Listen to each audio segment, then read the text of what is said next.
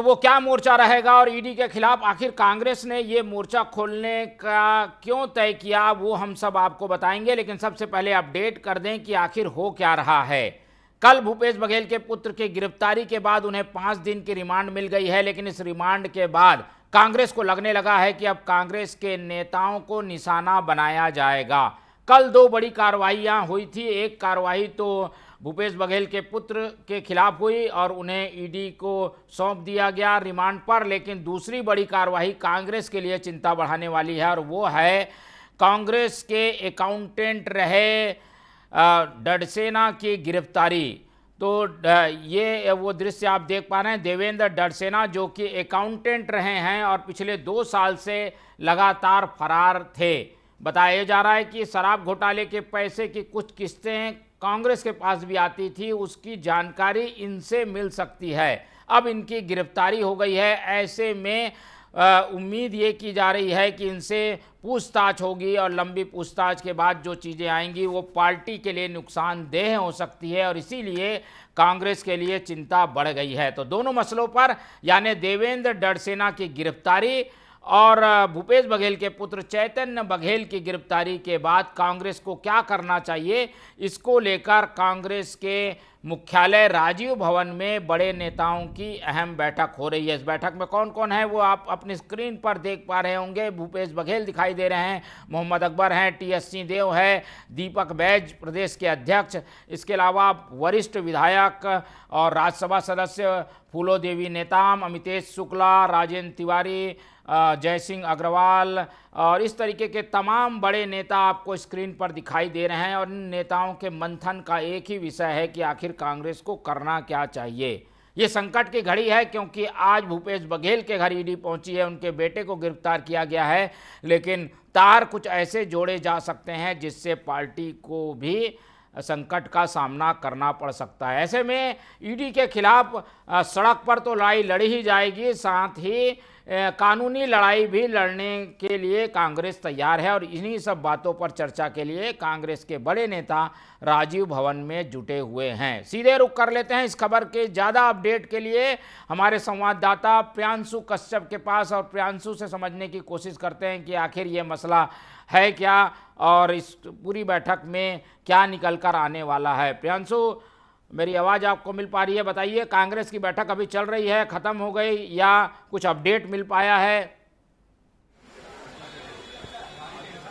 बिल्कुल, देखिए कांग्रेस के जो वरिष्ठ जो नेता हैं उनकी बैठक अभी चल रही है, जो पॉलिटिकल अफेयर्स कमेटी की बैठक है, जिसमें पीसीसी चीफ दीपक बैज, नेता प्रतिपक्ष चरणदास महंत, पूर्व मुख्यमंत्री भूपेश बघेल समेत तमाम बड़े नेता मौजूद हैं और जो है रणनीति तैयार की जा रही किस तरीके से जो ईडी की कार्रवाई है उसके विरोध में क्या कुछ किया जाए, क्योंकि कांग्रेस इस जो बैठक है उसके बाद प्रेस वार्ता को भी संबोधित करेंगे जो वरिष्ठ नेता है और बड़े प्रदर्शन की घोषणा भी कर सकती है ईडी के विरोध में, क्योंकि कांग्रेस के सभी नेता मौजूद हैं। क्योंकि और ठीक है, एकजुटता के साथ जो एकजुट होकर खड़े रहकर इनको लड़ाई लड़नी पड़ेगी, एक मुट्ठी में खड़े होकर, क्योंकि लड़नी पड़ेगी एक मुट्ठी में खड़े होकर, क्योंकि जो है अभी जो है पूर्व मुख्यमंत्री भूपेश बघेल के बेटे की गिरफ्तारी हुई है, लेकिन ये जो ईडी का जो हाथ है और ईडी की जिस तरीके से कार्रवाई वो किसी भी नेता मंत्री तक पहुंच सकती है, ये बात साफ है। क्योंकि जो चैतन्य बघेल हैं वो नॉन पॉलिटिकल है, लेकिन उनके बाद भी जो है ईडी की कार्रवाई उन तक पहुंच गई है और जो